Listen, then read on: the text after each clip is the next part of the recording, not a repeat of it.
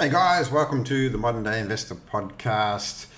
Modern Day Investing is different and anyone can do it. My name is Mark Robinson. I am your host. I'm really looking forward to today's session. In the last couple of episodes, I spoke about, what Billy and I have been doing for the last 5 or 6 months, traveling UK and Europe. And we've been doing this all on just one part of our portfolio. And what I like about, doing that as an example is just to let you guys know, like I said earlier, anyone can do this. I grew up in a small country town, and so did Billy.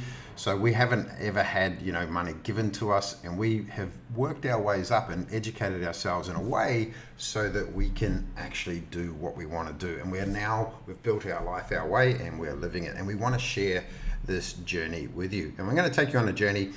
In the first couple of episodes, I spoke about what this whole podcast is about. The 2 data points in the last episode, making sure that you know exactly it is where you want to be, knowing exactly where you want to go as well. And then what I spoke about was what we're going to talk about today is about talking a little bit about the old way, how the old system, and I don't know if you don't know this already, but we all know the system is rigged, right? And it's done in a way that makes it look as though it's working, but in reality it's working for them and not you. And this was something that I learned in my 13 plus years as a financial planner. Now, and then I'm going to talk through a new way that we discovered and then we developed to really suit the modern day world, because we learned this from a company in America called the Oxford Club, and it was derived from a guy called Harry Markowitz. And you can look it up. He's a Nobel Peace Prize winning economist, and he's actually known as the godfather or the creator of the modern day portfolio, and this is the way the system had built your portfolio for decades. And so the Oxford Club turned it into the wealth pyramid, but they only ever spoke about was shares. And what we did is we developed that into an overall portfolio. Because I personally believe that you can become wealthy in just property. You can become wealthy with just in gold, just in diamonds, just in crypto, right? But you want to have a portfolio that's balanced, and we want you to understand and learn how you can develop your portfolio. Because what happened is, if the only person that should really care about your money is you, right? And if you truly want to take responsibility, then you need to start taking care of your money and understanding how it all works. Now, look, I've heard and hey guys, first and foremost, probably the one thing I didn't do in the first episodes, but would love for you guys to subscribe to our YouTube channel or the podcasting. We know that helps all the algorithms and stuff, and I will get better at saying that at the start. So look, let's get into it, right? So the way that the old way was done is we actually based this on a pie method, right? So, you might have seen your portfolios if you've ever spoken to a financial planner, or if you've ever seen your superannuation or pension accounts. They always had a circle, right? And it was always a pie. And it would show you what percentages of your money and where they were invested. Whether they were invested in international shares, local shares, and so if I use an example of Australia, it would be Australian shares, international property, Australian property. Then there would always be a little bit in say bonds or cash, right? Now, normally having money sitting in cash, most people would think, oh yeah, cool, they've got money sitting on the sideline. So if a good opportunity comes up, we've got money there ready to go. That's not the case at all, right? The reason why there's always cash in your portfolio is so there's money there to pay the fees. Yeah, straight up, right? There's no other way to say it. That's exactly how it is. And now you should always have money sitting on a sideline in your portfolio, allocated, ready to go for opportunities, which I'll talk more about that soon. But it's not there to just pay fees, right? So you've got to understand that this is how it was. But what a lot of people don't understand on that pie portfolio as well is you at some point right? You would have ticked a box that said that you were a certain risk profile, whether it's low, medium, or high risk, right? Or low, medium, high risk. And if you didn't tick a box, what happens is the older you are, the lower the risk, and the younger you are, the higher the risk. So you would be put into one of those categories. What they actually don't tell you though is you actually got to keep the ratios on at all times. So if, in this case, international shares went up and, Australian shares came down, they would actually have to sell the performing shares to prop up the non-performing shares to get back to that ratio, right? Now, that's not 100% exactly how it happens, guys, so don't go and try and smash me for it, but it's bloody close enough for you guys to understand that that's how it has to be, right? We had to keep you within that profile. And that was the way to do it. We had to keep it within those percentages based on, the system. The most frustrating part for me when I was a financial planner was I could only ever give you advice on what my license said I could give you advice on. Now, I understood the reasoning why it was for, you wanted to be, protect the consumer and stuff. But I also understood that we could not be educated in every single product that was out there in the market. Yeah. So I understood all that. But it was frustrating for me then when I had a really good knowledge of property and I had a really good knowledge of crypto, and I would have, in property back then, I definitely would have considered myself an expert. I couldn't give you advice on it, right? I could only give you advice on the specific products that was attached to our license. And that was really annoying because, Billy and I were avid property investors back then, and, we weren't, we were making more money in property than what we were in, the products that we were allowed to sell, right? And this is why we developed our education arm, so that we could give you guys more education and you guys start to take responsibility, or my clients back then.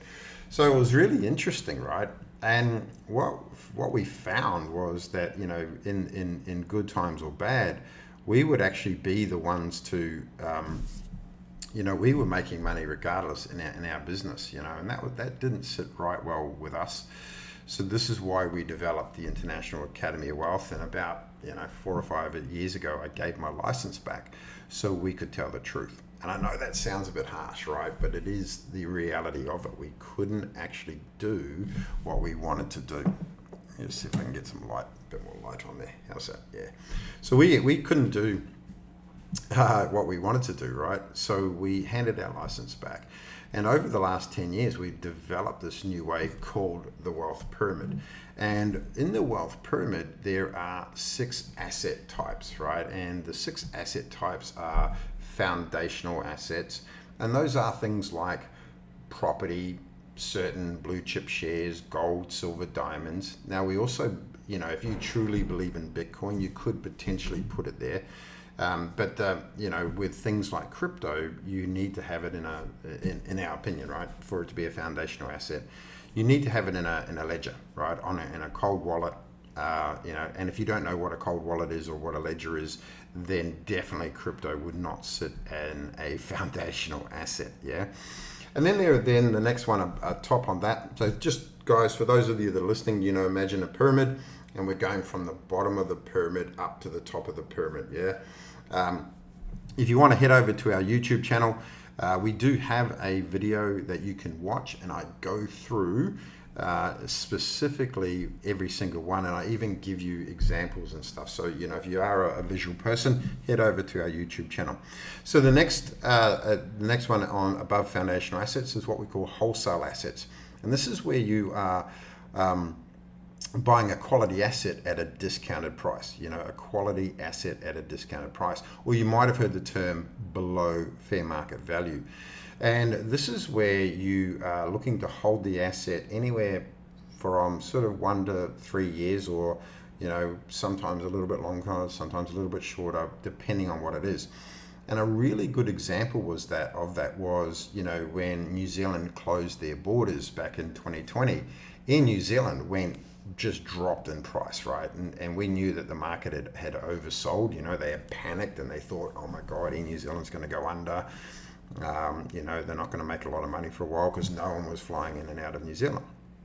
Look, we knew that the government would never let that happen. We also knew that the government, owned 51% of Air New Zealand, so that was never going to happen. So we bought in, and within 6 to 8 weeks, the market realised what they had done, right? And we'd literally made I think it was about 108% in 6 weeks. Yeah, so that was buying a quality asset at a discounted price. And we offloaded half our shares and we kept half our shares. So we own Air New Zealand, and there's no risk for us at all. Now, the next one above wholesale assets is what we call focused asset sector, right? Or you could almost call it impact asset sector as well. And what with the focused asset sector is you're looking to get really deep, right? And you're going to focus on whether it's, gas, energy, the retirement sector, medical marijuana technology, whatever the case may be, but you're really getting very specific focused, right, in that area. Then the one above that is what we call active trading. Now, active trading, most people are already doing some form of active trading. If you think about it, if you are employed, you are actively trading your time, right? If you have a business, you're actively trading your time, or you might be actively trading investments, whether it's crypto, forex, shares, futures, whatever it may be, right? But that's what active trading is. And then the fifth one in the pyramid, guys, above active trading is what we call wholesale cash flow. And this is where you're actually doing above market returns, right? And this is, we have become experts in this space. We absolutely, we love this space. And the types of returns in that, again, are above market value. Now, I'm not going to go into any returns right now, guys, on the podcast. I may do it at another stage, right? I don't want to have tons of disclaimers, even though that we talk about that this is for, educational purposes and entertainment purposes only, right? And if I do spout out any types of returns, you also know that, past performances do not guarantee future results, right? And you knew that. So, but the types of returns are, can be, anywhere from, single digit to double digit per month. And what the key here is what you do with those returns, right? And then the last one at the top of the pyramid, guys, is what we call early stage investment. And there's a subgroup called early stage income as well. All right, and these are very high risk, high reward stuff. And if you think about early stage investment, think about something like, say, Facebook, right? If you put, something like $100 in Facebook right at the start, right when, Mark was a pimply faced twat in his dorm room, right? You would have about 250 grand today. Yeah. So that's what we talk about early stage investing. And what the real key here is to start to look at allocating your capital first, depending on what you're trying to achieve. So you've already got your 2 data points. You already know where it is you are now. You already know where you want to be. And it's about designing your portfolio to help you to get to where you want to be as fast and as safe as possible. Yeah. And I always find that if you allocate your capital correctly, right, based on what it is you want to do, that is the safest place to do. And most people, when they overcommit in one strategy or one asset class, it's because they haven't got the allocation of their capital correct, right? And you want to start to have, staggered timelines, right, with different types and targeted returns as well. And that's the real key for you to be building your perfect portfolio, right? Now, one of the other things I really wanted to share with you today, right, is to talk about freedom and independence. And what we've found that at the top of the pyramid, right, so active trading, which actually one thing, guys, in active trading, you can also have what they call a laptop income, right? And that is where you can work anywhere in the world, right, to create your income. Whereas active income is if you have to turn up to a specific place or a specific area for you to generate that income. Yeah. So that is also part of that. So there's the top 3 parts: the active trading, the wholesale cash flow, and the early stage income, right? That's the part that we've found that you can generate enough income to become financially free. Yeah, and it's the bottom part of the pyramid that will become independent. And the big difference between the two is that freedom can be temporary, right? But independence is forever. Yeah, and it's not about excuse me, it's not about having enough income to give your kids a lifestyle once you've gone, or whatever it may be, a legacy, leaving it for them. It's just making sure you have enough assets generating you income to last longer than you do. Yeah, and it's really key for you to understand that. Now, what I've heard is, a lot of the objections, I suppose, that we've heard around here is, I've heard about investment scams and frauds, or, don't believe in taking risks with my money, or I don't believe in get rich schemes. And look, these are the sort of objections that we've heard a lot. And we get that. Like, neither are we. Like, we're not into taking risk. And I truly believe the big difference between risk is just straight out education, right? The more you understand about wholesale cash flow, as an example, the less risk there is.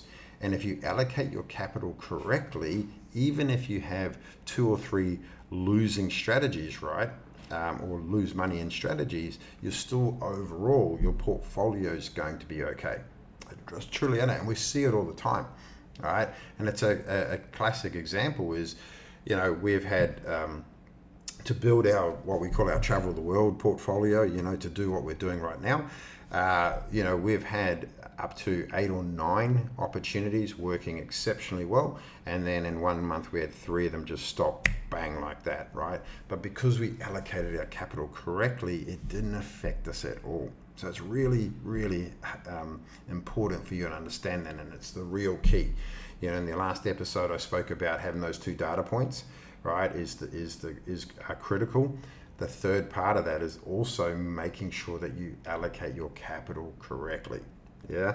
So I really want you to understand that, guys. It's really important. If you, like I said, head over to our YouTube channel for you to have a visual of what the pyramid looks like, how you guys can allocate it, the different, and I even go through some examples of the types of investments in all of the wealth pyramid. So I really want you guys to stay involved in this. I'm really actually enjoying doing these podcasts. And obviously, if you're on our YouTube channel, guys, we're going to go into the next couple of episodes, right? The biggest mistake that business owners make and the biggest mistakes that employees make. Yeah. So the next one is all about the biggest mistake that business owners make. Now, if you're an employee, I would highly suggest that you watch that, right? So even if you had no interest in building a business, why I would suggest you listen to the next podcast is because, or the next episode is because, what if you see your business, your employer doing this, right? So your job will be an absolute risk if your employer is doing this. So it's important for you to understand that, and then you can either help your employer out, yeah, or potentially go and find another employer that is not making the same mistakes that yours is. Yeah, so it's important. Again, it's understanding it. And again, for you as a business owner, the one after that, right, the biggest mistake the employees make is you should be actually wanting to help your employees to become financially free and financially independent, because I can tell you that most of them still, if they enjoy their job and they want to keep working with you, they're going to become far more productive, right, if that money stress is actually no longer there. So, that's something to consider, guys, in the next couple of episodes. So I hope you've enjoyed the podcast so far at the Modern Day Investor. My name's Mark Robinson, and I will see you on the next call. Again, remember, subscribe and like these guys, and it's going to keep getting better and better. Bye for now. None of this is advice, not even general advice. This is for entertainment purposes and education only. If you'd like to seek specific advice to your personal circumstances, we urge you to speak to a licensed financial professional.